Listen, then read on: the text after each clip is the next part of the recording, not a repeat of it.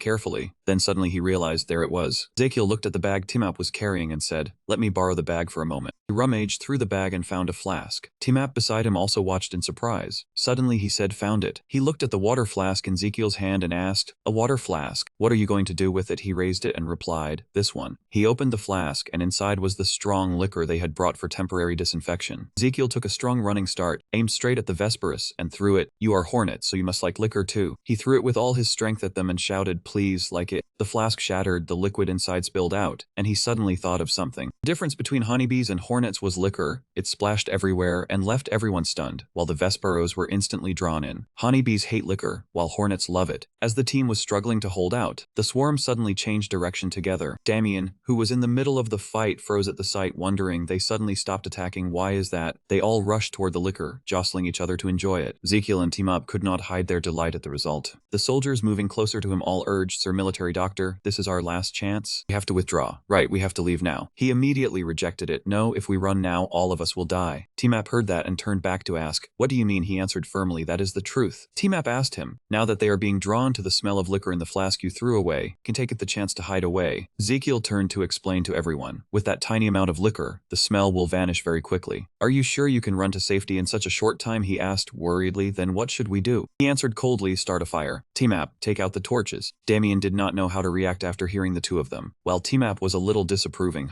What if the spirits scold us?" Ezekiel urged immediately, "There is no time left, hurry up." He had no choice but to obey. Damien let out a breath and thought to himself, he must have already made a plan. Once the torches were lit, he asked everyone, "Are you ready?" He reported to Ezekiel, "Yes, I have soaked the torches in oil and lit them." His eyes were full of determination, and he ordered, "Throw them." The flames burst violently through the forest, then quickly spread everywhere. The hornet swarm was startled and terrified. They seemed to have no way out anymore. The whole swarm immediately turned around and flew away at top speed. They discovered that all the Ophiros had already been charred black by the fire. When they flew down to investigate, the flames spread to them as well and burned them to ash. Ezekiel shouted in panic to everyone, "If you do not want to be swallowed by the fire, run quickly." Everyone rushed out of the fiercely burning forest. As he ran, Ezekiel thought, although he had lured the Vesperus away, his lungs were also about to burn dry. Suddenly he tripped over a slab of stone. He fell flat on the ground. Team-Up immediately cried out, "Tisk!" He helped Ezekiel, who was coughing hard, to his feet and asked, "Sir Military Doctor, are you all right?" A notification appeared. Your internal organs sensed a serious danger and worried that you might end your life. They cheered you on and granted 500 health. Current health, 6,000. He could barely hear anything else beyond the urgent cries ringing out everywhere. "Military Doctor, Military Doctor, Military Doctor, Military Doctor." "Young Master," Ezekiel suddenly realized, "I am short of oxygen." Damien beside him reminded him, "Young Master, if you faint here, you will die." "Stay awake." Ezekiel bent down, panting, then replied, I know." Damien reached out and took off his cloak, saying briefly, "Let me carry you." He lifted Ezekiel onto his back, using the cloak to bind him tightly to his body. Ezekiel behind him could not help feeling a little embarrassed. The soldiers behind them whispered to each other, "Is it all right to leave the crown prince like that? I do not know." He warily told him, "Damien, as long as we get out of here, we will be safe." He immediately replied, "Yes, young master." People were moving when suddenly a loud explosion rang out ahead of the entire road. Giant Vesperus appeared. Its eyes were fierce, then it let out a thunderous roar. Team-Up panicked, clutching his head and screaming, "Queen Vesperos, we are doomed." Ezekiel turned to look and said, "What, the queen?" He widened his eyes and called out, "Damien." Inwardly, Ezekiel thought why he was so tense and afraid, and looking at that expression, he suddenly remembered. I had never seen him like this. What should we do now? Damien is our sharpest sword and our sturdiest shield. As the Vesperos was about to charge into the group, if Damien panics, we are finished. Ezekiel made up his mind at once. I have to help him calm down. I need to check his blood flow and use acupuncture to ease his tension.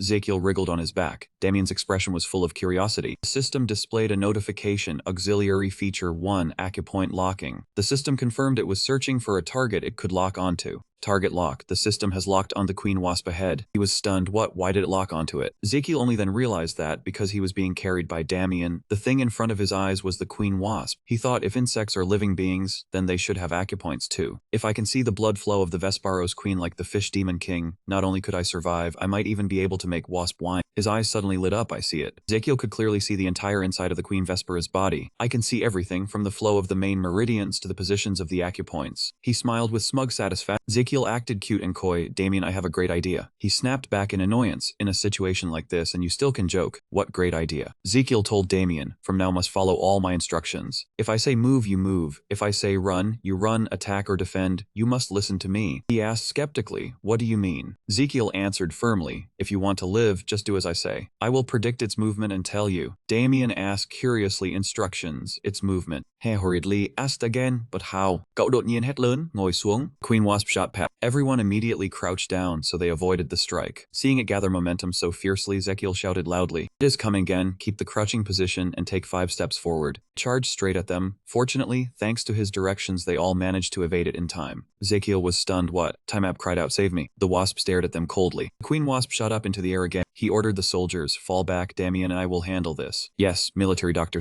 Ezekiel pointed at it and shouted, go Damien. He remained silent and did not answer. Ezekiel continued, do exactly what I say. Damien's steps began to move. The wasp lunged viciously, but thanks to his guidance they still managed to dodge. Front right, roll toward 2 o'clock. Move into the gap between its left front leg and middle leg. He raised his sword and did exactly as he was told. Ezekiel shouted orders, jump forward. Every word now carried his life on the line. Ezekiel shouted at the top of his lungs, jump higher. He roared with all his might, the sound echoing everywhere. Then he spun clockwise and slashed horizontally upward from the middle. With a deafening explosion, the queen wasp fell. The soldiers hiding behind the tree whispered, "It looks like we do not need to intervene. He is doing too well. If we step in, we will only get in the way." T-Map seemed unable to believe what had just happened, but still nodded in agreement with the soldiers. The Queen Vesperus grew furious and charged to attack. He struck at it, then rolled to the side, then Damien's gaze turned sharp and cold. He swung his sword, leaving Ezekiel behind him slightly exhausted as well. Ezekiel kept reminding him, "No need to imitate me, just focus." Following Ezekiel's directions, he did it all. Dodge its claw, take 2 steps to the right, knock it upward, then use the spine of the sword to push it left. He shouted jump. Damien carried him and leaped as well. He unleashed his move exactly as Ezekiel had instructed. Even though the wasp was strong, it still could not reach them. Landing on its back, he stabbed straight into the base of the left rear wing, then rotated his sword vertically. Damien rushed forward at top speed. He shouted loudly, "Its wing is sweeping in from the right, dodge and step on it." The 2 of them bounced off its back. Ezekiel was a little dazed, but still said, "Behind us, land on the tree." He sprang up very high, his movements extremely agile. Only Ezekiel was still spinning from fear. The 2 landed safely. Damien asked in astonishment over and over, "Your Highness, can you really see all its movements? But with this fighting style, we will not be able to bring it down." Ezekiel immediately replied, "It is working." Seeing the Queen Vesperus remain in place, he began to count, "Get ready 1. Charged at him. Damien jumped onto a tree branch and dropped down, continuing the count. 2. At the very last second, just as it was about to attack, they quickly sprang up and successfully dodged in time with the count. He clung to a tree branch. "We still have about 3 seconds, wait." He shouted, "Damien, work with me and break the branch now." He landed hard and drove a sword strike into it. A flash of power burst out, and the wasp took the full force of the blow. People around them stared wide-eyed, unable to believe what they were seeing. Done. He immediately asked Damien, "Is it over?" "It is still there, not yet." Seeing Ezekiel said, "Again, dodge and wait for the counter-attack." He replied, "Yes, I heard wrong." He continued, "Do not move in a hurry, just wait." The Queen Wasp's eyes suddenly blazed with killing intent. The Queen Vesperos let out a low growl. It angrily slammed its pincers into the ground. Damien asked impatiently, "How long do we have to wait?" Ezekiel reassured him, "Just a little longer." His face full of excitement, he grabbed both sides of Damien's hair and shouted, "Now, move, come on, Queen Vesperos, keep charging." The Queen Wasp kept rushing in, and he quickly directed the lower half of the gauntlet under the left compound eye. He tightened his grip on the sword in his hand, doing exactly as he was told. He hurled the sword straight into that spot. The sword sank deeply into its weak point. It screamed in pain, while Ezekiel still held tightly onto Damien's hair. Its eyes gradually dimmed, then it closed its eyes, and its huge body collapsed. Ezekiel burst out in joy when he saw that he had won, while Damien stood rigid, speechless. Seeing the Queen Wasp lying there trembling, Ezekiel suddenly thought, it looked no different from a mosquito sprayed with insecticide. He used a sharper gaze to inspect it. "Let's see." Ezekiel examined the parts of its body, like the joints, the abdomen, and the spot beneath the compound eyes, if compared with a human body. The main acupoints on the ren meridian and due meridian instantly surfaced in his mind. He thought to himself, "I am not completely sure, but this may be the most feasible method." Damien saw that the Queen Wasp was still trembling and asked, "What happened to it?" He replied, "Probably I hit its weak spot." He saw this and said, "So you had already seen its weakness from the start?" Ezekiel answered confidently, "Of course." Damien asked again, "But how did you know those places?" He only smiled and kept it hidden. "I just saw it. I guessed striking there would make it hurt." Ezekiel went on excitedly, "No, I saw it, don't you see? A swordsman like you still did not notice it. How strange. I do not really understand it either. Keep it up, keep it up." The Queen Wasp's whole body trembled violently, while the fire from the forest was also spreading closer. The Vesparos that had survived the blaze then shot up into the air. They were all stunned when they saw that their queen was no longer moving, then hurriedly gathered around the Queen Wasp's corpse. After that, they suddenly all turned to stare at the one who had caused this. Damien realized it in panic. They charged toward the 2 of them as if to avenge their queen, and he shouted loudly, "Medic!" But unexpectedly, they flew straight through the spot where the 2 of them were standing. Everyone's eyes wide and mouths hanging open.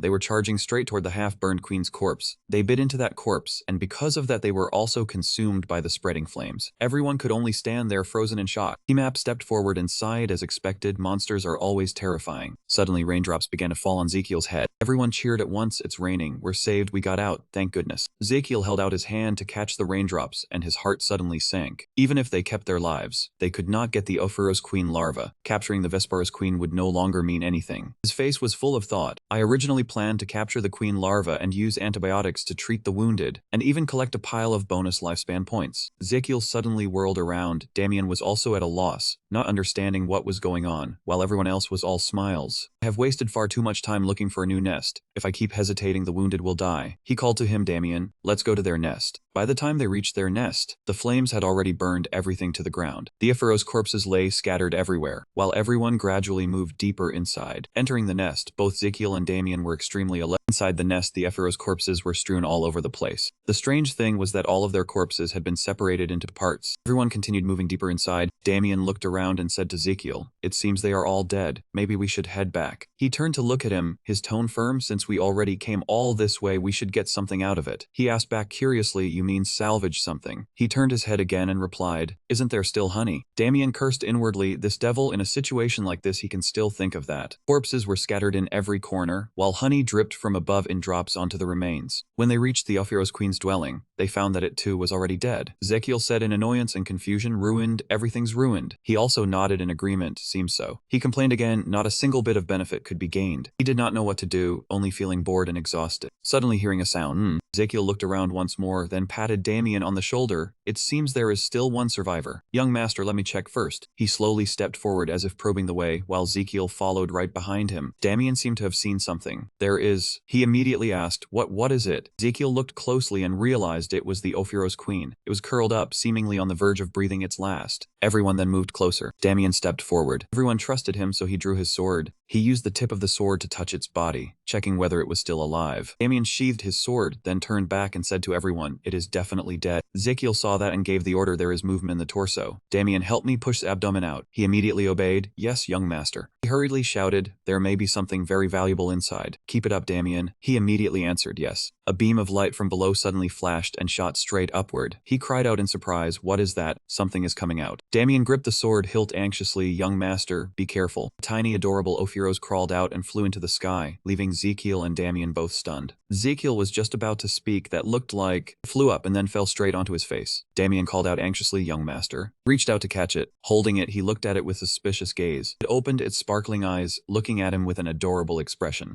Ezekiel kept asking, This is the Ophiuros queen larva, right?" It seemed to be answering back. In his heart, Ezekiel secretly sighed, "It looks just like a banana cake." He tilted his head and looked more closely. "Really?" It also cried out in agreement. Damien saw this and suggested, "Since it is still a monster, how about we just knock it out?" It suddenly fell silent and stopped crying, making him think, what could it understand human speech? It put on a pitiful look and cried out, as if saying, "Are you going to hit me?" Ezekiel immediately realized it really does understand. Ezekiel shouted in delight, "You understand what I am saying." He told it to turn left, and immediately turned left. Told it to turn right, and it also immediately turned right. He lifted it up high and shouted happily, "It really is a queen larva." It also cried out as if agreeing. He thought to himself, "Anyway, we have already obtained the queen larva, so this is a success." Ezekiel held it tightly, his face full of happiness. He suddenly remembered that in the Demon Sword Emperor, there was mention that the Ophiuros queen and its larva could communicate with elves. Could they really be that intelligent? Shyly replied to Ezekiel, leaving him stunned. He could hardly believe his eyes. So it really can communicate like a spiky-tailed cub. Ezekiel then asked it, "Where is your mother?" It immediately replied, and Ezekiel understood. Then asked again, "Do you mean that after fighting with it, your mother fell into a deep sleep?" He looked toward the Vesparos queen lying beside that Ophiuros queen, then asked in confusion, "Are you talking about this one?" The little one immediately answered. Only then did he suddenly realize they had fought each other, and both were dead, leaving only this little one behind. Ezekiel understood what it wanted in his heart and asked, "Yes, you want your mother to wake up soon." He then found a way to explain it to the little one. "Your mother said she is tired after fighting that big ugly fellow, so she needs to sleep a little longer." The little one immediately agreed. Then he stroked its head, "Stay with me until your mother wakes up." It happily agreed. After saying that, he thought to himself, lying like this is a bit, but since the Ophiuros pack had already been wiped out, if he left it here, it would surely die too. The little one looked very happy. He wanted to leave, so he made up a story and told it, "If we keep chatting here, your mother will have a hard time sleeping peacefully. So let's go outside and play." The little one immediately nodded. Everyone was extremely surprised when they saw this. He gently rubbed its belly, thinking that even as a larva it was strangely soft and warm. A system notification appeared. "Your internal organs felt soothed by that soft, strange sensation. Give it a name." Ezekiel looked up. He was a little surprised and blurted out, "Ophiuros queen larva cuckoo." The system notification continued to appear. "Your internal organs applauded your quick improvisation for protecting the innocent little heart and rewarded you with 500 health. Current health, 6 on 500. He lifted it up and said happily to it, "From now on your name is Cuckoo." His bright gaze looked at it. "If you want to go outside and play, you have to help me with something." "All right." It immediately agreed. He smiled with excitement, then loudly called out to everyone. He raised the little wasp high and shouted, "Everyone, turn back and run." Everyone cheered joyfully, and the little one followed along in high spirits. The scene shifted. The forest that had been burned down, the trees now all wither. Only the elf in the forest sat there in silence, looking utterly exhausted. An enraged elf scooped up a handful of mud, squeezed the smoldering charcoal in his hand, and yelled, "How dare you burn down the forest? There was no such thing in my day. Our generation never even imagined it." "Ah, I will keep it," he roared in frustration. "Honestly, kids these days." Power erupted violently. He shouted angrily, "I will definitely find you and make you pay." Thick smoke and dust rolled up, blotting out sight. Through the heavy haze, the silhouette of an army gradually emerged. Clear sky over the primitive mountain forest range gradually came into view as the smoke and dust thinned. The mighty army marched forward with overwhelming momentum. The camp had been built on flat ground. Garden darted over the moment he spotted something. Ezekiel jumped down from the hedgehog's back and told Damien that Night Garden was still the same as always. "Right, Damien." The little spiny hedgehog also eagerly responded to its master. Garden was delighted to meet Ezekiel and bowed his head in greeting. The day had come. He calmly asked him about the camp's situation, what was happening in the camp, and how the wounded were doing. He answered while curiously looking at the small creature beside him. "Yes, they are resting, but..." Ezekiel took the initiative to explain when he saw him confused. "Ah, this little one is named Cuckoo, the larva of Queen Ophiros." Then he told Cuckoo, "Say hello, this is Night Garden." Cuckoo understood and greeted him right away. Kaka, he was a little stunned by the situation before his eyes. "You mean a queen larva?" Ezekiel said to Cuckoo, "Cuckoo, we have arrived. This is the wounded camp I mentioned." While Cuckoo was still making its familiar sounds, Garden stroked his chin and exclaimed in surprise, "Queen Ophiros." Ezekiel stepped forward and ordered, "From now on, you must help me prevent infection and treat the wounded." Damien answered at once, "Knight, please be prepared." Garden still seemed not to understand and asked in confusion, "Yes, what do you mean?" Ezekiel looked over at his companion, the little spiny one. "It must be heavy. Give it to me." The little spiny one cried out, "Strange." Garden cried out in alarm, that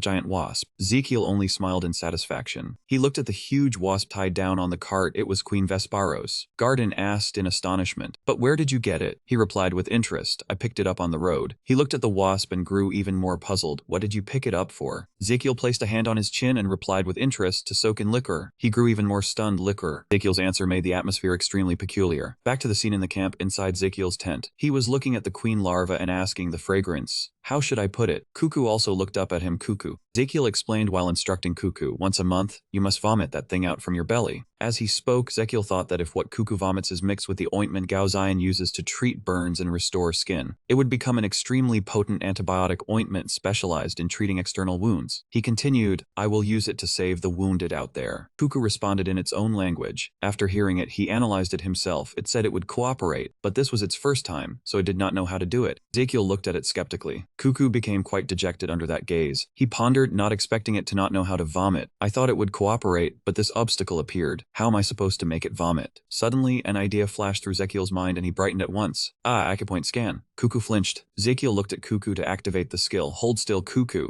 It looked at him. Notification appeared, supplementary feature 1 acupoint scan. In Ezekiel's view, acupoint scan had detected a target that could be locked on. At this moment, all of Cuckoo's acupoints appeared in his vision. Another notification appeared, target lock successful. After the target was successfully locked, Ezekiel picked up a needle and asked, "Cuckoo, do you want to try acupuncture? After acupuncture, you will be able to vomit it out." Cuckoo looked at the needle in his hand in terror. "Cuckoo." From inside his tent came a scream of terror. Ezekiel drove the needle into Cuckoo's acupoint at the spot corresponding to the Wagwin point on the human body, based on the principle of emetic therapy to induce vomiting. Ezekiel was intensely focused. "I will use the needle to strongly stimulate the primary acupoint and lightly affect the opposing one." Meanwhile, Cuckoo trembled violently in his hands, pale with fear. He continued needling the points. If the stimulation hit the right spot, it could trigger vomiting. Another scream of terror rang out from inside the tent. Cuckoo vomited out a sparkling blue gem and immediately fainted. Ezekiel, on the other hand, was intrigued by what just happened. "Alright, I thought it was liquid, but it turned out to be a gem." He thought to himself, "How interesting." Ezekiel leaned closer, and the gem carried a faint scent of mint and chocolate. Just then, Garden hurried into the tent with news. "Young master, the materials sent by the princess have arrived." Cuckoo was lying exhausted on the table. He was slightly stunned by the sight before him. Ezekiel inhaled the scent from the gem and said, "Yes, very interesting." Ezekiel stood straight, placed Cuckoo on his left shoulder, held the gem up in his right hand, and said, "Now we begin." He immediately replied, "Yes, young master." Ezekiel and Garden went outside and together with Damien, brewed a pot of medicine. He ordered Garden, "Where's the solution?" He answered and immediately handed over what he needed. "Yes, young master." Ezekiel held the vial of solution in his hand and said that all he had to do was add the ingredients sent by Adeline along with Cuckoo's gem. He poured the solution from the vial into the simmering pot. Light and fragrance spread from the pot. Ezekiel immediately ordered Damien now. He obeyed at once and rushed over to lift the pot. He set the pot beside the fire while the other two stood back to watch. He charged forward enthusiastically, and Cuckoo on his shoulder was also stirred up by that momentum. Ezekiel used all his strength to stir the solution in the pot vigorously. Garden and Damien looked at him. Garden spoke, "Young master, let me do it." He kept stirring with all his strength and replied, "No, I must do it myself." Ezekiel was extremely worried. This time he absolutely could not fail. Cuckoo only vomits this gem once a month. If it goes wrong, he would have to wait another whole month. A gruesome battlefield scene flashed through his mind, arrows strewn everywhere. During that time, the wounded might die from infection. Ezekiel was stirring the medicine. Damien and Garden were also chatting with each other. Damien said, "I will take the night shift first." Suddenly, he shouted in delight, "Success." Under the blue sky, Ezekiel's cheer echoed on and on. "Keep it up, it's done." Together with Cuckoo's voice, he happily said, "It's done." The soldiers also peeked curiously from behind while the three of them were cooking the solution. Ezekiel clutched his face, trembling, and laughed in joy. "Ha ha ha, it succeeded." Ezekiel asked while his hands were still trembling from fatigue, "Have you named this ointment yet?" "Of course I have. Do you want to know?" Ezekiel proudly raised the jar of blue solution high into the sky. "Since I made it, I will call it Letka-sun." Ezekiel proudly flaunted his achievement, holding it up with confidence. The soldiers standing around were all curious. Garden applauded him cheerfully, while Damien was left speechless. Notification panels appeared. "You have successfully formulated Ladakassin, the first antibiotic in the history of the Lorzer continent. Ladakassin will be the opening shot. It heralds the spread and popularization of a completely new antibiotic treatment. In addition, you will be recorded in the medical books as the father of antibiotic treatment." The internal organs were both delighted and astonished by your achievement. "Be more careful. The internal organs reluctantly congratulate you on your achievement and grant you 800 health. Current health 7300. His face turned pale, and he panted heavily. Someone shouted, "Military doctor, wake up." The soldiers lined up neatly in front of the tent, each of them looking extremely weary and injured. The soldiers who came out looked relieved and satisfied. The soldiers who entered the tent were all exhausted and spent. Ezekiel smiled proudly, with Cuckoo on his shoulder and a gloved hand holding the blue solution. "Come on, it's time to apply the medicine. Don't move." The blue solution flew straight to the wound of the injured soldier. The other soldiers were also touched by the blue solution one after another thanks to his lightning speed. The treated soldiers all cried out, "The pain is gone." The suppurating wounds also seemed to be healing. Then everyone shouted in unison, "Long live the military doctor." Ezekiel thought to himself, "Long live Lekka-sun, keep cheering so I can earn more bonus lifespan points." The cheers had not yet died down. "Long live cute Cuckoo." As expected, the military doctor is truly miraculous. 10 days later, the fortress bell rang out. Inside the room, someone was speaking. "I would like to report on the battle situation." The pointer tapped the white piece on the map. At present, aside from scattered skirmishes in the northeastern region, no major conflict has occurred. Of course, the reason is that the main forces of the rebel faction are converging on Valor Fortress. Maravik said, "It seems they do not intend to avoid a confrontation with us." The general replied, "Perhaps so." He thought in fury, "I kept you by my side despite the court's opposition, because you were an ambitious man. And yet you repay my kindness like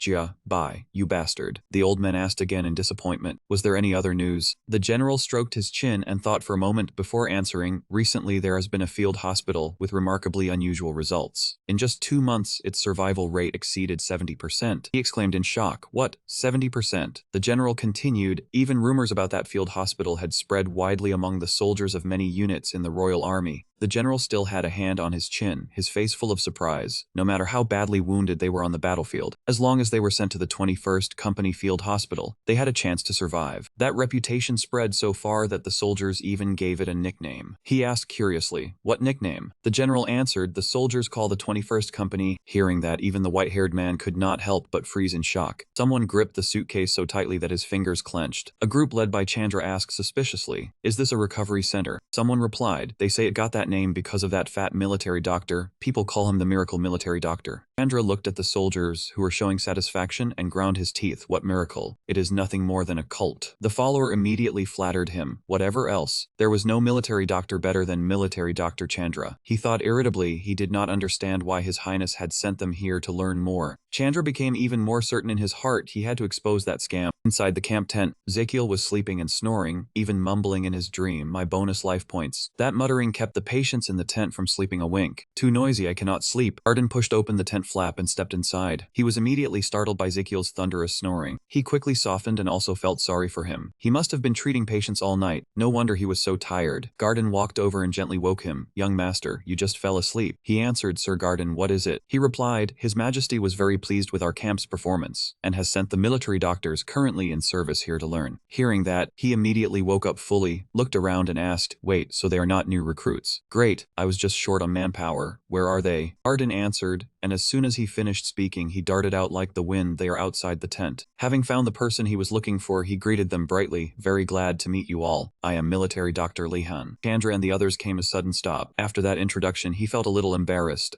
He scratched his head awkwardly. Sorry, I was a little excited when I heard you were sent here to help. He asked eagerly, please tell me your names. Chandra replied, military Dr. Chandra. Hearing that, he immediately got down to business, brushing past Chandra. You must be tired after such a long journey. But first, we need to understand the condition of the wounded. Please come with me. He strode forward under everyone's gaze. Seeing no one move, he turned back and asked, what are you all standing there for? Chandra spoke, military Dr. Lan, please take us to our quarters first. Hearing that, he immediately flew into a rage. The wounded are lying everywhere and you still want to rest. He and Chandra stood face to face. He said, we came here under His Majesty's orders carrying a very important mission. We marched for 6 days straight, yet the moment we arrived, you would not even let us rest. That is too much. He asked, what did you say your name was just now? Chandra said irritably, I already told you, it is Chandra. He said, military Dr. Chandra. Then he continued, so you mean I am being too inconsiderate by making you work immediately without letting you rest? Chandra smiled smugly, that is right. He trembled with anger, the patients are still lying there, and you still? He was Lihan, Zekiel, and a doctor all at once. He was truly enraged. Do you need the doctor to rest first? He challenged him, what I mean is, how can you so casually demand a rest? Chandra looked arrogant. Among those critically wounded, was there any noble at all? He was stunned by the question. What? He went on, there probably are many noble officers. Oh, could it be that you do not sort nobles separately? His face darkened. What do you mean? Chandra remained indifferent and smug, while he clenched his fists to suppress his anger. You have not done that yet. What a disappointment. You cannot even handle the most basic thing. Chandra kept talking and gesturing. The wounded are divided into 2 groups, nobles and commoners. Only by saving the nobles can you get the big reward and the fame. Unable to bear that foolish arrogance any longer, he clenched his fist. A sudden punch landed squarely on Chandra's face, sending him flying out. He shouted angrily, you still dare disobey and lay hands. And you are even a military doctor. What are you playing at? Suitcase flew open and the contents spilled everywhere. Zekiel said, since I was in Korea, I have always remembered one thing. He shouted furiously, violence is evil. He waved his hand, but for people like you, only a beating will make you understand. Someone suddenly cut in, rushing over. Before you had even said anything, you already struck. That is too much. Chandra's companion coldly warned him, apologize now. Otherwise I will report this to the superiors. Garden and a soldier stepped out of the tent and were stunned by the scene before them. He asked again, what is its name? Report it to the superiors. On what grounds? The answer he received was naturally, because of your violent conduct. He replied, and what about your disobedience? The other men asked blankly, how is that disobedience? He said firmly, you came here under His Majesty's orders to learn, but you are not following my instructions. You're just standing there talking nonsense. He crossed his arms confidently over his chest. Is that not disobedience? The other man fell silent, seeming to understand somewhat. Chandra was knocked unconscious and taken to a bed, while his entourage hurried inside to tend to him. Chandra lay on the wooden bed, his face still marked by the impact from earlier. He slowly opened his eyes and woke up. Chandra propped himself up, rubbed his head, and asked where this was and what had happened. He got the answer, you fainted after being hit, so we brought you to the resting tent. Chandra trembled with rage. The only thought in his mind was, he actually dared look down on us. It cannot be forgiven. I cannot calm down when I think of that guy, the finest military doctor, daring to make me second place. His close attendant said, while the military doctor was unconscious, I heard some things about Lihan from the soldiers here. They said many wounded were saved without needing any amputation. He asked suspiciously, no amputation, and the survival rate still reached 70%. The attendant replied, it seems to be thanks to the ointment he applied to them. I heard it was called Let Sun. The man went on, they also said he used needles to prick the patients all over, or even sang strange songs while treating them, and never caused them any pain. Hearing that, he suddenly burst into pleased laughter. Chandra stood up, nodding as he thought, exactly. Chandra laughed smugly, as expected. It really is heresy. Everyone looked at him in confusion. He had struck someone the moment they met. It turned out they had all been fooled. His attendant laughed in satisfaction. Not only the soldiers here, even His Majesty had been fooled as well. Chandra grabbed the suitcase, about to lift it. His face still marked by the wound, one hand carrying the suitcase and the other raised. He said, I will expose this filthy truth. His attendant asked, where are you going? In the quiet darkness, Chandra silently observed the tents. Chandra stepped into the tent very quietly. By now that heretic should already be asleep. Looking at the patient lying on the bed, he thought to himself, indeed, even the basic postoperative care had not been done. Chandra's face was icy. He stared fixedly at the soldier on the bed as expected. That man really is a heretic. He held up the surgical knife and smiled. I was taught that when you are injured or sick, the body will accumulate a lot of harmful substances. Chandra took hold of the patient's hand, preparing to use the surgical knife on him, because as long as that part was removed,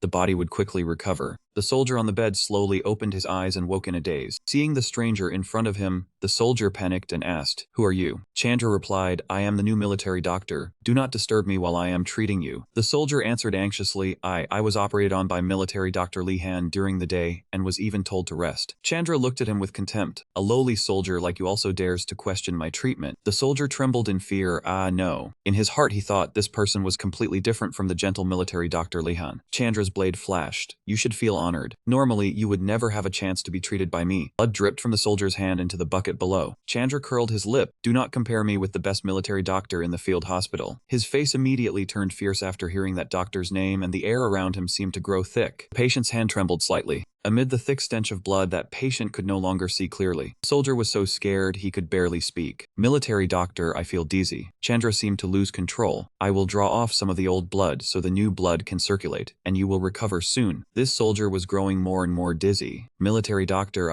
he cried out in panic. "Hey, wake up." Ezekiel woke up in the middle of the heavy rain curtain. Ezekiel let out a long yawn. Because he had just dreamed something strange, he could not fall asleep again. Maybe he should get out from under the blanket, climb out of bed, and step outside to look at the night sky for a while. The night was quiet in an oddly eerie way. Ezekiel walked along, irritated. Those military doctors turned out to be even worse than he had imagined. He looked at his fist. No need to worry about those useless people anymore. Let them finish the rest and send them away. He only needed to keep accumulating more bonus lifespan. Ezekiel opened the system panel, a satisfied smile on his lips. "This is the first time I have accumulated more than 200 days of expected lifespan. If this keeps up, I should reach the 1-year mark for expected lifespan before long. What a relief." He bounced happily, humming softly along. The pressure from his short life also eased, and from now on he could live with greater ease. While Ezekiel was in high spirits, a voice suddenly rang out from inside the tent. Hey, wake up, hey!" He turned toward the source of the sound and thought that it should be the private room area. Inside the tent, Chandra was holding a knife stained with red and shouted loudly, "Open your eyes now." Ezekiel pushed the door open and stepped in, then saw the scene inside the tent. He immediately noticed that knife. Could it be? Ezekiel saw the bloodstains on the ground, along with the bloodletting treatment method. He was still furious because that bastard had used acupuncture needles. Hearing the noise, Chandra immediately turned around. Who is there?" He rushed forward and shoved him aside. "Move aside." He glared at him in fury, while that man shouted, "What the hell are you doing?" Ezekiel barked at Chandra, "Hey, are you touching my lifespan reward?" The loud noise here had drawn a large number of soldiers over. "What the hell, I only came to check because I heard the noise." He still argued stubbornly, "What, I am treating him here," he said angrily, "and you call that treatment?" He shot back, "This is none of your business." Just then the close attendant stepped in and called out loudly, "Medical Lieutenant Chandra." The attendant helped Chandra up and asked him, "What trick is this now, Medical Lieutenant Irihan?" Ezekiel ignored everything and ran to the wounded soldier. "Ranks, are you all right?" The weak soldier replied, "Medical Lieutenant Rihan." He glanced at the wound and instantly judged, "The artery has been cut. The bleeding must be stopped at once." He quickly looked over the items in the case. Ezekiel took out a piece of white cloth from it. He used the cloth to stop the soldier's bleeding. Seeing how exhausted the soldier was, he ground his teeth in anger. Damn it. Seeing the soldier's arm covered in blood, Ezekiel was only filled with fury. He had not expected to find such a crazy kind of treatment here, one that drew dirty blood out of the body, and then trusted it would heal on its own. Chandra stepped forward with confidence and arrogance. The treatment was clearly progressing very well, yet he still wanted to do this. That man dragged things out, abandoning such an effective treatment and using violence to force his opponent. He could not bear to listen any longer. "Shut up," Ezekiel shouted angrily. "This is not treatment, it is clearly murder." He turned and pointed at the crowd behind him. "You all look at this soldier's condition too. Does he look like he is recovering?" That soldier was visibly weakening. He had lost far too much blood, and was no different from someone on the verge of death. Ezekiel pointed out their serious mistake, leaving everyone to lower their heads in silence, and they still called this treatment. He was furious beyond measure. "Even if you call it treatment, you must have realized something is completely wrong. Or are you afraid to admit it because you worry your great reputation will be tarnished?" Hearing that man tried to argue back. Hey, you there," Ezekiel shouted angrily. "If you do not want to be beaten until you cannot even lift your head, get out immediately." That man could only fall silent. The wounded soldier spoke weakly. Medical Lieutenant, I cannot take it anymore." He looked back. What was it? His face turned panicked. Ezekiel shouted, "Hey Ranks, wake up, Damien Garden." The loud noise had drawn Garden and Damien over. The two of them ran into the tent. Garden asked what happened. He urged them in panic, "Hurry, get over here at once." Ezekiel ordered Damien, "Raise Vancy's legs so the remaining blood flows as much as possible to the vital organs in the brain." Damien accepted the order. "I understand." He went on, "Sir Garden, the artery has been cut, stitch it up at once." He He immediately replied as well. Understood, understood. The three of them were doing everything to save him. Notification panel appeared. Beginning pulse check. Ezekiel looked at the soldier the system was scanning. A blazing red system panel appeared, summarizing the expert assessment. The patient is currently suffering severe blood loss. About 30% of the blood in his body has vanished, and because oxygen supply to the brain has declined, the patient has lost consciousness. Red system panels kept appearing one after another. Blood pressure had dropped to a dangerous level. The patient had fallen into peripheral circulatory shock, including coldness in the limbs and reduced peripheral blood flow. He looked at the notification panel and ground his teeth in fury. Damn, this is a real problem. He had to transfuse blood immediately. But there was no infusion needle, no blood tube, or anything else needed here. Ezekiel took up the surgical knife. So this was the only way left. A line of blood seeped from his hand. Arden stared him in shock and panic as he slit his own hand.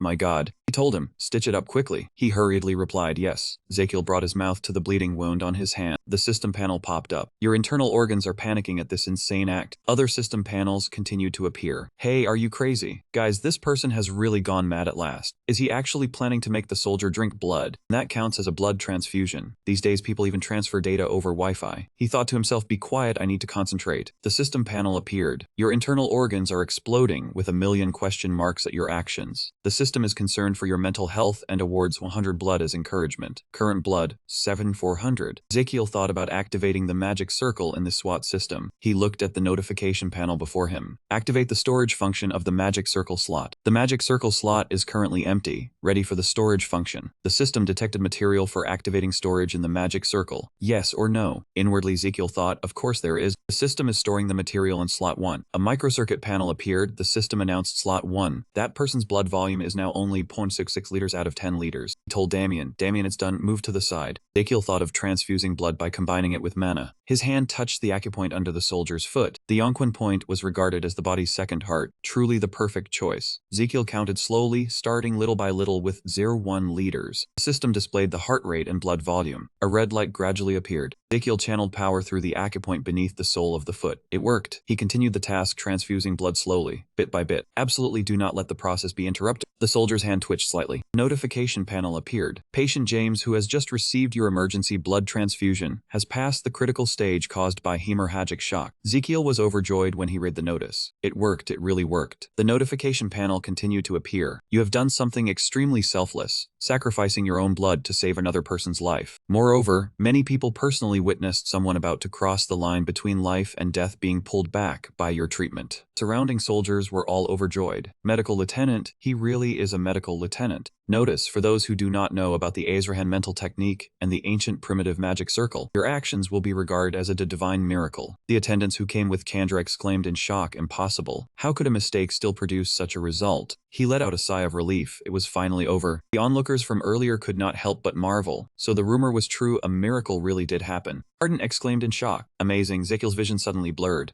He could not hold on any longer. Overdid it again, this frail body. The surroundings were now full of noise, and Chandra's close attendant stepped out of the tent. Sir, are you all right? Medical lieutenant, please take me as your disciple. Medical lieutenant, you have fainted. The attendant wore a sinister smile. Just by touching him and being able to save the patient, it truly was a miracle. He reached there and looked up at the star-filled sky. A crow flew over and landed on his hand. The sky was covered with raven feathers everywhere. I will pass it on in full. In some room, someone spoke. A miracle happened right in the military camp for the kingdom's wounded soldiers. The soldier bowed and replied. According to the information sent by Pigeon, a military medic had saved a dying soldier simply by touching Chandra. Someone spoke, touching the soldier's body with no tools at all. The soldier still bowed and replied, yes, my lord. Chandra had saved the dying soldier with his bare hands. The one called Master seemed to snort softly. The rumor was not exaggerated, the soldier replied. The spy planted in the kingdom's army had witnessed it with his own eyes. The one called Master seemed to be drawing something. A person who can save someone on the verge of death with just a few touches is certainly worthy of being called a miracle-working saint. He continued speaking, making the soldier even more shocked by what he had just heard. A ruler supported by a saint. If that person were under my command, it would be a great help to the rebels. He stopped writing and silently looked at his own work. That saint. His face made it impossible for others to guess his intentions. I want to have that person. Inside the tent, the conversation continued. One person ordered that no matter what costly conditions had to be offered, it had to be done. The other bowed and accepted the order. Yes, my lord. The soldier stepped out, leaving him alone in the room to think. It was hard to believe there was a saint who could save people people simply by touching them. He thought to himself, rumors are usually exaggerated. He picked up the pen. The most important thing was to make everyone respect and admire that saint. He kept painting diligently, while thinking that if he could keep someone like that by his side, he could win over the support of the people. By then, the tide of this war would surely turn, and victory would be in their hands. His brushstrokes became more and more decisive after the minor clash with the Magentano Empire. The other side had hurriedly bowed their heads and submitted, even handing over the royal family as hostages. He grew furious, thinking that was a disgrace to the kingdom and the nation. A coward like Ovinger absolutely could not be allowed to live any longer, or Angbo would only grow weaker. He glanced ahead with a cold, sharp gaze, his face full of menace. No matter what, I have to drag him off the throne. From inside a tent, someone's voice rang out. So the one who promised me the best treatment just to lure me into joining the rebel side was you? A reply came back. Yes. Ezekiel asked suspiciously, are you really sane or not? The answer came to him. This is an official offer. Ezekiel considered the situation before him. It was far too bold for a spy from the rebel army to dare come here in person. Not to mention that man was hiding behind the guise of a military doctor sent here. The man said, if you swear loyalty to my lord, you will receive the highest honor and glory. Ezekiel challenged him, a lord, how blatant. If I shout that there is a rebel spy here, what are you going to do? That man replied very confidently, it does not matter. In any case, I am not the only spy. Even if I am executed, someone else will continue the mission and deliver this offer. Ezekiel despondently wondered, just what does Diabolong want from me? Recalled recent events. Could it be because of the rumor that merely touching someone can save them? Ezekiel fell into deep thought. Thinking carefully, this was not necessarily a bad offer. Right, things here were in a period of stabilization, so the process of extending lifespans had also slowed. Ezekiel took an abacus from his pocket and placed it on the table. Wait, that man broke into a cold sweat the moment he saw it. An abacus. Why would something like that appear here? His eyes lit up. Come on, let me calculate. Ezekiel flipped the abacus again and again to calculate, the numbers revolving in his mind. Thinking about it carefully, everything he needed from his own kingdom's army had already been gathered. Both his hands and mind were working at full capacity. From auxiliary skills to lifespan and health bonuses, everything was accumulating quite well, and there was even a hand healing skill. Maybe he should stay with the rebel army for a month, gather more lifespan rewards, then head straight back to the imperial capital. His fingers flew over the abacus like lightning. The bonus lifespan after returning to the palace, once the disguise spell was dispelled. No one would remember any saintly military doctor anymore. Ezekiel calculated carefully. So if I join the rebel army, the benefits be double lifespan rewards, skill points from the healer, and then points for unlocking new skills. He lowered his head and laughed with a cunning look. I seem to be getting smarter and smarter. Ezekiel replied, I will do it. The other man froze. What? He had thought this military doctor would hesitate a little longer. He propped himself up and stood. Then if I join the rebel army? Ezekiel negotiated with a cold expression. What can you guarantee? That man faltered. Well, about that. Ezekiel moved around behind him while waiting for the answer. In his heart, he thought that he really had not prepared properly. He walked slowly back and forth in front of the other man with a threatening air. Just now, did you not say I should join? And you even promised me the best treatment. He leaned his face close to him. You do not know how to do business. That man was left speechless. I only handle making the offer. He continued, leaving him even more at a loss for words. Oh dear, I really did not prepare anything. He pressed the attack, making that man flustered. A person like you still wants to do business. How hopeless. And hey, if you want to talk terms, do not show up empty-handed like this. Ezekiel had completely overwhelmed him. At the very least, you should bring a doctor's kit or something like Vicks 500. Only then did Ezekiel let him go. Fine, hurry back to your lord and bring the specific conditions. More specific. That man was still dazed. Ah, I see. Ezekiel raised a hand to threaten him, leaving that man only able to stand there silently in confusion. Do not be slow, this is very stressful for me too, understand? Betrayal is not easy, after all. As that man left, he continued to throw down warnings. Right or not? How could he dare argue back? Yes, of course it is. Ezekiel was satisfied and put his feet on the table, waving him off. Since as you understand, hurry up and go. As soon as that man stepped out of the tent, he felt much lighter. After walking quite far, that man finally looked back at the tent and wondered, was he really a saint, or just a madman? That night, Ezekiel immediately summoned Damien and Garden. Damien, Garden, I have something to say. Ezekiel sat down at the table and spoke solemnly, leaving the two of them stunned. I am planning to join the rebel army. Garden anxiously reached out to feel his forehead. Do you have a fever? Damien was no better. Have you really gone mad? Ezekiel still answered them calmly. No, I am serious. Rebel spies have been coming every day. He went on to tell them about the enormous benefits. They even promised to give houses land and a very large sum of money. Damien said, if you are really serious, then I want to stop you. Ezekiel wondered why. He replied, because morally this is not right. You came here intending to help Anbo, earnestly caring for the wounded soldiers of the kingdom army. He continued, and now you want want to join the rebel army. How is that reasonable? He listened and fell into thought.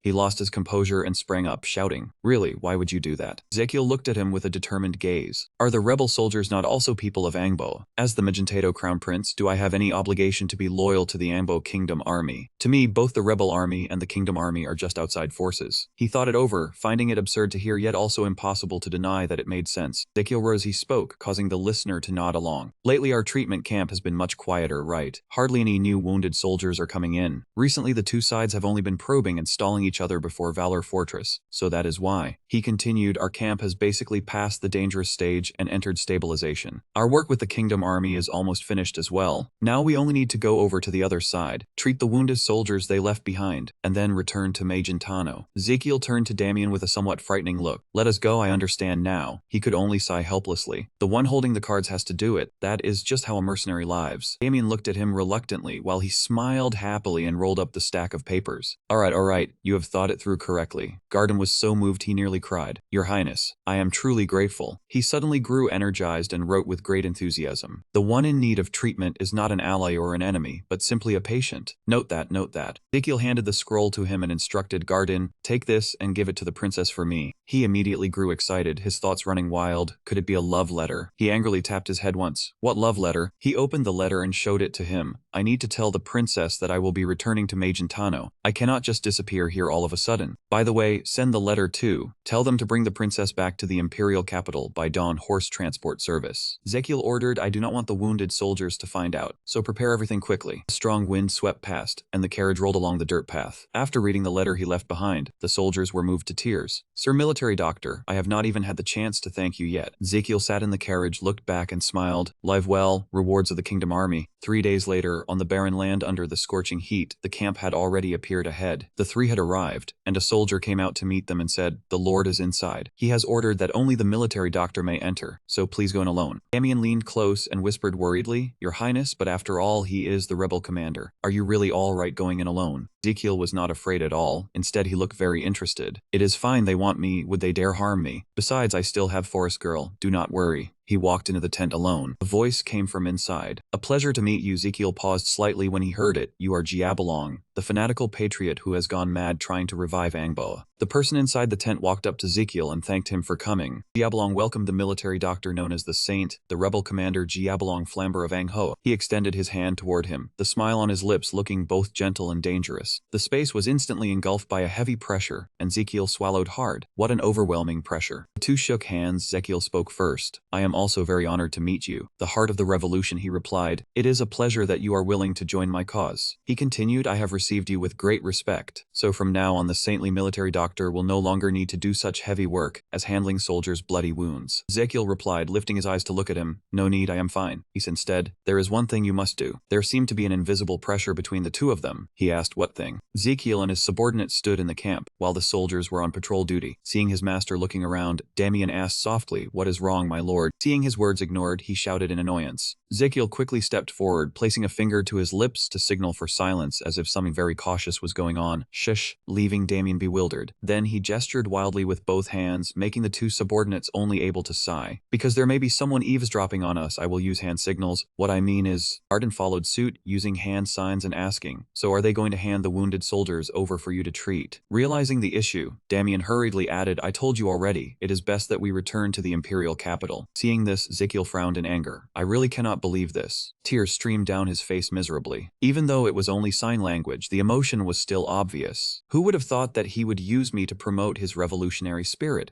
Seeing the three of them fumbling through those bizarre gestures, the patrolling soldiers could only steal confused glances at one another. Thinking back to earlier, when Ezekiel shook hands with Jiabalong and discussed the task he had to do, he said that from now on he would assign you an important mission. That cunning gaze was like a fox pretending innocence. Those words were no different from a declaration to the whole world. Jiabalong looked at him with eager anticipation, as if saying that a noble man like you would be the spiritual support of my revolution. He kept talking even though Ezekiel was drenched in sweat, worrying that they would build a new world together. 10 days later, on the plain overlooking Balua Fortress, you only need to stand there and declare it loudly according to my instructions. Zebilong immediately asked back eagerly, "How is it? Pretty great, right?" Instead, Ezekiel could only force a smile, then realized the problem in his heart. What was so great about that? That crooked smile concealed the unease driving him to find a way to flee. Good heavens, this time it was a serious mess. I never expected to be used like this. I need to slip away at once. Ezekiel pulled his hand back and said, I have something to say. He immediately said, go ahead. He put on a pitiful act and took out a handkerchief to wipe his tears. My girlfriend said if I don't go see her this weekend, she'll break up with me. But Ezekiel only got one cold reply. What girlfriend do you even have? The words were like a knife slicing into his heart, making Ezekiel bitterly think I really am single. Unexpectedly, Jiabei asked, do you want to go see your girlfriend for a bit? Something like that. Ezekiel hurriedly nodded in anxiety yes. He had already guessed everything, so he asked further if that were an arranged marriage, you probably wouldn't come back here. He hurriedly raised his hand to deny it, oh no. But Jiabei firmly said, I know your heart well, Lachiel. You want to fulfill your duty and take care of the one you love. He turned and left, still not fully trusting him, but I hope you understand for now I can't hand that task over to you. Before you make the declaration, if word gets out that you once took part in the rebel army, it will be very troublesome. Ezekiel immediately asked, do you mean that if my identity had been exposed beforehand, the declaration would lose its effect? Jebi smiled faintly, you guessed right. He turned back and stated that your declaration had to be shocking enough to shake the revolutionary faction. The more Ezekiel heard, the more confused he became. Then why don't you make me declare my support right now? Jebi replied frankly, because the timing is still not right. He was even more confused after hearing that. What do you mean by timing? Jebi calmly explained, Lachiel, I mean when you truly stand on my side. I want there to be at least some sincerity in your declaration of support. No, it must be truly heartfelt, he said with a terrifyingly dark expression. Only then can it move the hearts of the people. Ezekiel also trembled as he asked, what do you mean? Jiabei stepped closer with a provocative tone. I will give you 10 days to gain a deep understanding of the rebel army. After that you will sympathize with my ideals and goals. By then, your support should carry some genuine feeling. He kept talking despite Ezekiel sweating from fear. Are you worried that you won't fulfill the duty of a military doctor? No, that is not what I was thinking. The repeated warnings made him stare wide-eyed and tremble. Seeing you so uneasy, I will let you fulfill your responsibility. From now on, you will be my personal military doctor, staying by my side around the clock. Ezekiel thought in panic, this is finished. Three of them bowed their heads before Ezekiel and tearfully explained how they had ended up in this state. From now on, I have to sleep with that guy. The two of you have to share one room. What do we do now? They hurriedly discussed and came up with a plan, but there was no other choice. Just run straight back to the capital. But there was another problem. On the way here, I already saw that this place was guarded extremely tightly. Even if we chose the deepest part of the night, slipping away quietly would be almost impossible. These matters were too secretive, so they could only communicate by writing them on paper. Besides, he was even keeping close to you around the clock, so there was practically no way out. Ezekiel picked up the pen and wrote, yes, I know that too. He began to worry about Zabalon and Damien. One would try to harm him, while the other would step in to save him. This place was guarded so tightly it was suffocating. If Damien were not a sword saint, quietly getting out would be impossible. Ezekiel said seriously to everyone, trust me, I will handle this. In response, Damien lazily raised the sheet of paper, making him so angry he felt like he was steaming. I trust you, but look at how miserable we are now. Ezekiel turned away and kept writing, prompting the two subordinates to ask curiously, what are you planning to do? Then he held up the paper, leaving them stunned. Even Cuckoo could not help being surprised.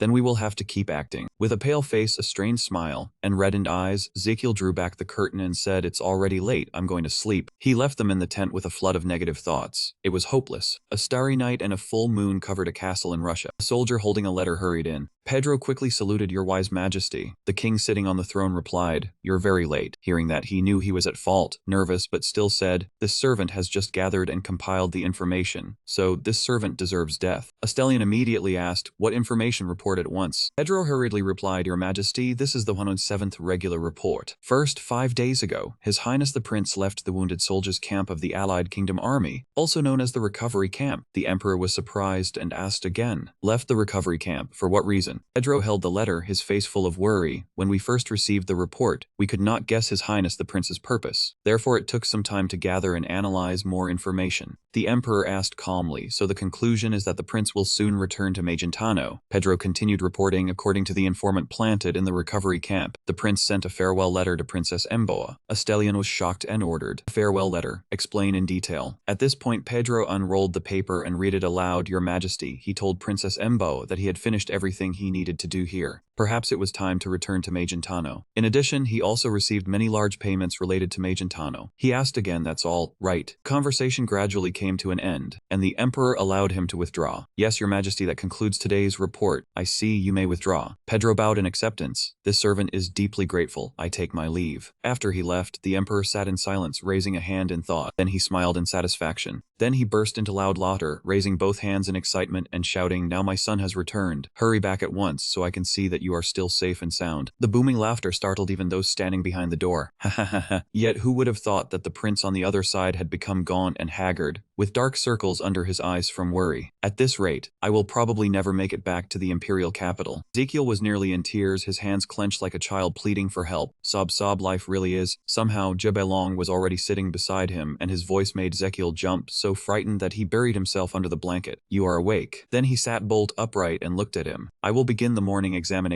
right now. His mind was still full of caution. Would he really stay by my side around the clock? Ezekiel scratched his head and gave an awkward smile to keep up the act. No need. I am a sword saint, you know that. But inside, he gritted his teeth in fury. Then why are you still sleeping with me? I can't get a wink of sleep. Jiabailong said confidently, that's right, no one understands your own body better than you do. Ezekiel also got out of bed and hesitantly replied, Is that so? He looked at him and said cheerfully, come on, let's eat breakfast first. On the dining table, the dishes were arranged beautifully and looked extremely appetizing. Jiabailong lowered his head and took a sip of wine, causing Ezekiel to watch him warily. Then he swirled the wine glass in his hand and said, I am done eating. Take your time with your meal. Ezekiel obediently replied, yes. He felt he could not even finish eating because of the constant staring. With someone watching me like this, how could I swallow anything? Ezekiel quickly put his hand on the table and said, I am done eating. Waiting for that, Jiabailong immediately propped up his chin and asked coolly, if you have finished eating, can you answer my question now? He hesitated in confusion. Yes, what question? He smiled, then said in a softer voice, it's just a simple question. Even the opening of the question carried a heavy feeling. Ezekiel looked at him and felt an odd sense of familiarity. I seem to have seen this scene somewhere before. Jiabailong raised the wine glass, looked up, and said in a suggestive tone, military Dr. Lachiel has to choose between these two things. Which will you choose? Ezekiel gradually remembered, and his heart grew even more uneasy. Was this Jiabailong's question? Ezekiel's reflection appeared on the surface of the wine glass, and he said coldly, the first choice is for the military doctor to sacrifice himself. He continued, from Ezekiel's expression, one could tell this was a very difficult decision, but the military doctor's family would have to bear the most humiliating ending, despised by the world, and stained with infamy for all time. Jiabailong stood up and casually set down the wine glass. The dark red liquor spread across the table like an ominous sign. The second choice is to sacrifice someone else. The dark red streaks of wine looked like pools of blood. He continued to lay out the terms. The military doctor would not have to bear any investigation or responsibility, and would instead be hailed as a hero for a bold decision, remembered for all time. Jiabailong held the wine glass, crossed his legs, and said coldly, this is my question. Think carefully before you answer. His terrifying face was full of menace. No matter which side you choose,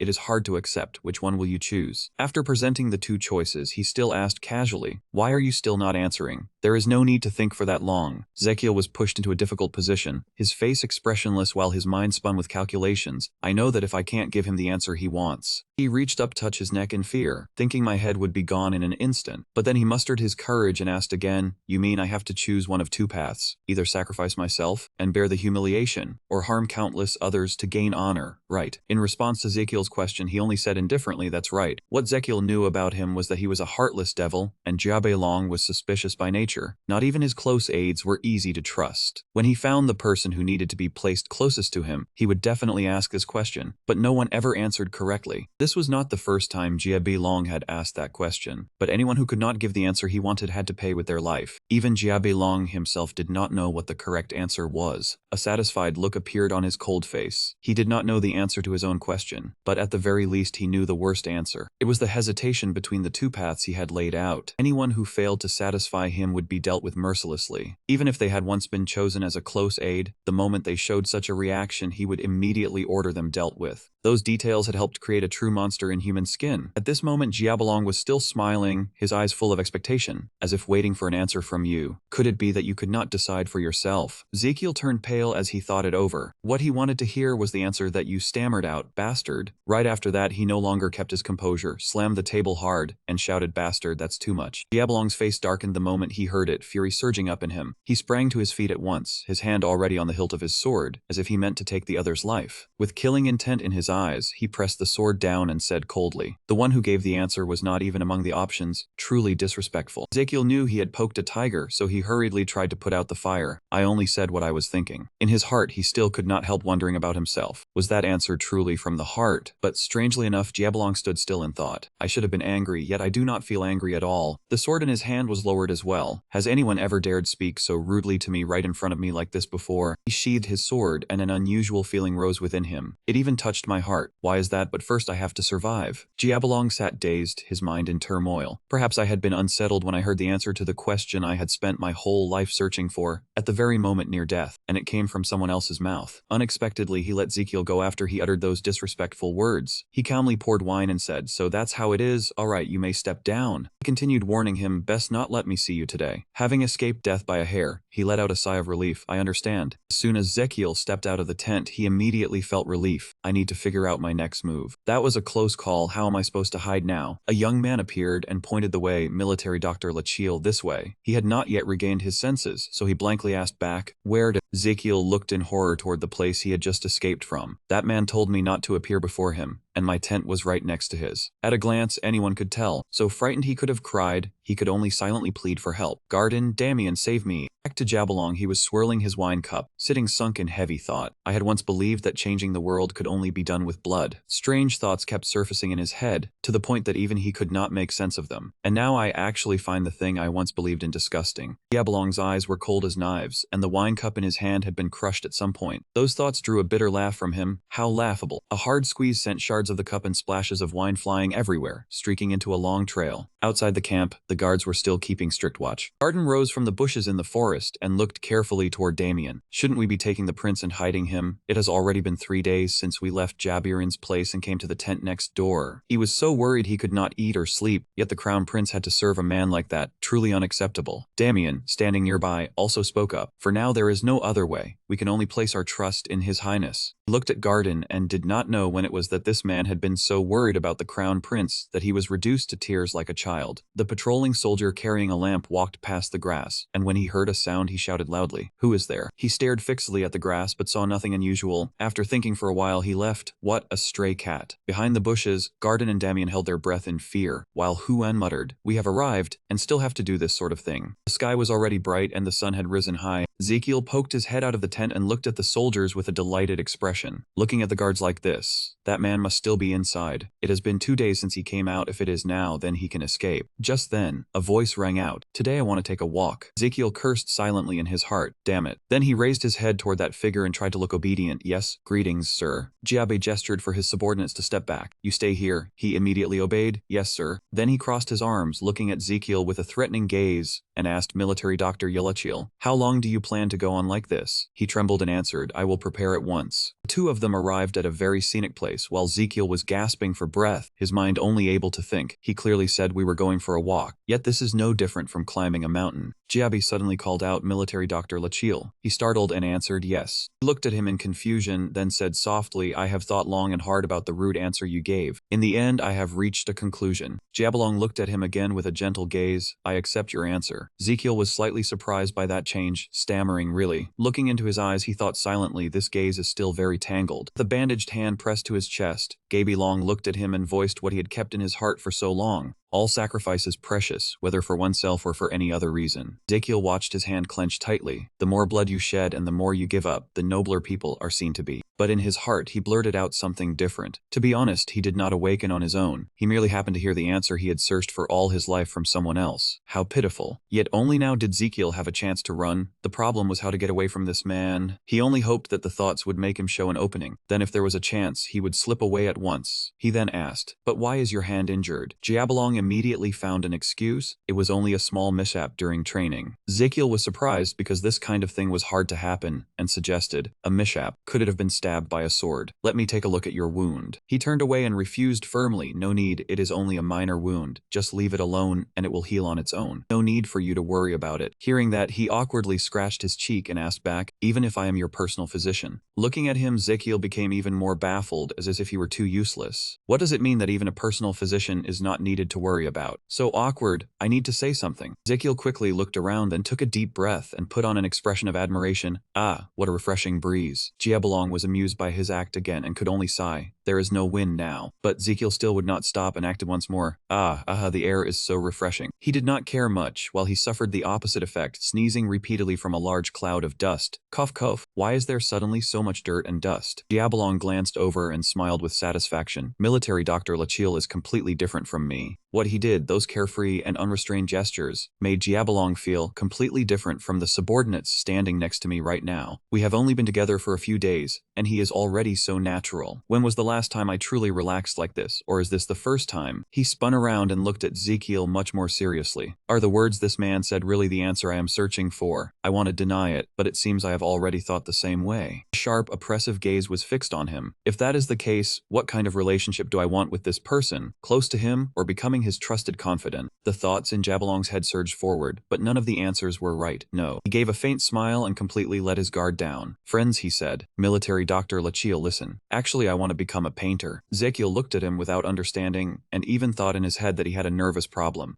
Why is he suddenly talking about the past? Why has this man become so friendly all of a sudden? Jiabelong looked out over the field beyond the mountain ranges and slowly spoke of his heart. Yes, since childhood I have loved drawing. As you can see, I can still draw quite well now. Ezekiel then asked, then why do you pick up a sword and become a swordsman? I do not know when it was that Jiabelong began talking to him like a friend. He laid out everything hidden in his heart. Was I abused? Ezekiel also asked in surprise. Abused. A gentle breeze swept by, carrying Jiabelong's confession. Every night I was beaten with a whip by my father in order to force me to give up my dream of becoming a painter. But I still refused to give up. No matter how stubborn my father was, he was no easy opponent. It seems that when I was 12, I even made a bet with him. He recalled his childhood, when his talent in painting began to show itself. If I got into art school, I would be able to pursue my dream. If I failed, I would listen to my father and take up the sword. Ezekiel said bluntly, you failed. Thinking back to that time, Jiabelong held the admission notice in his hand, his eyes shining with joy. No, I passed. Really? But an unexpected incident left him stunned in disbelief. My father had annulled the exam result. He secretly abused his power. After that, my enrollment in the art school was permanently erased. That moment he appeared behind his father, and the sword pierced through the man's body. 10 days later, my father died.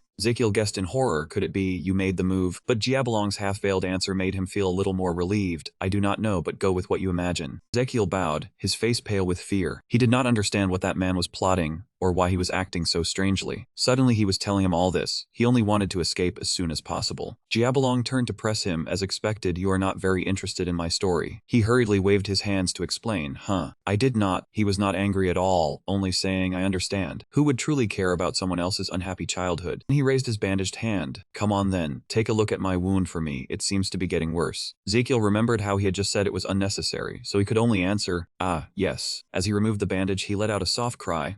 Jiabelong immediately asked, what is it? Looking at the wound stabbed bright red, Ezekiel guessed. It seems cellulitis is about to set in. He used his bright eyes as if scanning the analysis panel confirmed the wound's location and said, let me examine it more closely. The system panel appeared, announcing that it was ready. Beginning pulse check scanning. Pulse diagnosis results obtained. Jiabelong's information appeared in brief, including the general examination form. Subject Jabber Flambert M3 human race male, 37 years old, 193 3.4 cm tall, 91 kg, RHAB blood type. Ezekiel blurred in shock. Such a superior physique, is he even younger than me? Realizing something, Ezekiel softly sighed over this point. The crown prince inside was so happy he wanted to jump up, staring fixedly at the notification panel. There it is, the chance to escape. Just then, the system panel appeared right before Ezekiel, making him unable to hide his surprise. Inside, a red warning lit up, indicating that severe chronic migraine had been detected, and that stable rest was needed to ease mental strain. Ezekiel was stunned, his eyes wide as he stared at the system panel. Severe chronic migraine, how could the novel mention something like this? A militaristic man, an extremely self-assured one at that, like Jiabelong, could also be a chronic migraine patient. It was hard to imagine. Ezekiel still believed it firmly, but the pulse-taking technique does not lie. The system appeared and reported that this person's 5 viscera and 6 bowels were jealous of Jiabelong's 5 viscera and 6 bowels. At this moment, those inner organs all looked outward in stunned disbelief, every eye bright with excitement. Just looking at those 5 viscera and 6 bowels below made them seem so cool. They secretly admired the 2 tall, powerfully built young men. Look at that physique, so enviable, why don't we switch bodies? But at that moment, the lungs and stomach suddenly discovered something that shocked them. Was Jiabelong's brain shouting at the other organs. Yes, you bastards, hurry up. Stomach, do you want to be beaten? If I fall because of this damn migraine, none of you will be able to do anything. Understand? Having said that, the brain angrily stamped its foot hard. That made the stomach frighten and turn away. I won't be jealous anymore. If I had to live like that for even a single day, I would have run away already. The system reported that the 5 viscera and 6 bowels of the person were jealous of Jabalong's 5 viscera and 6 bowels. The organs tried to say something, then gave up. Ezekiel saw his own viscera and bowels trembling before the severity of Jabalong's brain, and he understood. Yes, migraines often bring neurogenic indigestion, and they especially put pressure on the stomach. After examining it carefully, Ezekiel spoke. I wonder if you have a headache. Hearing him ask that, Jabalong was startled, his eyes wide as he stared at Ezekiel. He said in surprise, it does hurt. I am in pain all the time because I have to think of ways to break the fortress and the loudspeaker. Ezekiel tried to explain. Not that kind of pain. Tell me the truth. Then Jabalong lowered his head and asked Ezekiel in a stern voice. Could it be that you already know? Sweating, he replied awkwardly. After that, Jabalong let go, then shared with him that he had always been curious why you were called a saint. But now I understand. I never thought you were this skilled, and you even identified the painful spot immediately. He raised a hand to his head and said, yes, I always have a headache. How did you know? I have never told this to anyone. Ezekiel awkwardly scratched his head. I just feel that way. Jabalong replied. I see, then I will not ask anymore. Ezekiel stood dumbfounded, unable to believe what he had said. He really only felt that way. Then Jabalong continued, confiding in him. To be honest, it is not just ordinary pain. Even breathing feels like an axe splitting my head open. Pain so bad it feels ready to burst. Ezekiel asked after him, how long have you been like this? Jabalong replied, I do not know, because I have been in pain since I was little. Then he looked at the red bone and the scar in his palm. That is why I have always been irritable. Then I accidentally came into painting. In the moment I paint, I feel incredibly peaceful. That is why I want to become a painter. Then Jabalong began reaching for the sword hilt. There is one thing I realized when I held a sword instead of grass. He drew the sword. To Ezekiel's astonishment, a sword is an extremely useful tool for making others suffer. He asked, does this make you feel better?